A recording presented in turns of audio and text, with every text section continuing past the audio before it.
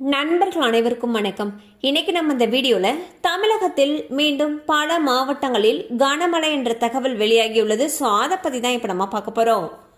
வங்கக்கடலில் அடுத்த 24 மணி நேரத்தில் புதிய காற்றழுத்த தாழ்வு பகுதி உருவாக வாய்ப்பிருப்பதாக வானிலை ஆய்வு மையம் கணித்துள்ளது.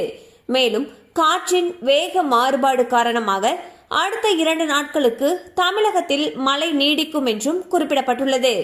இந்நிலையில் இன்றிரவு கரூர், திருச்சி, கோவை, நீலகிரி, மதுரை, சிவகங்கை, விருதுநகர், செங்கல்பட்டு, சென்னை, காஞ்சி, திருவள்ளூரில் மழை பெய்யக்கூடும் எனவும் தெரிவிக்கப்பட்டுள்ளது.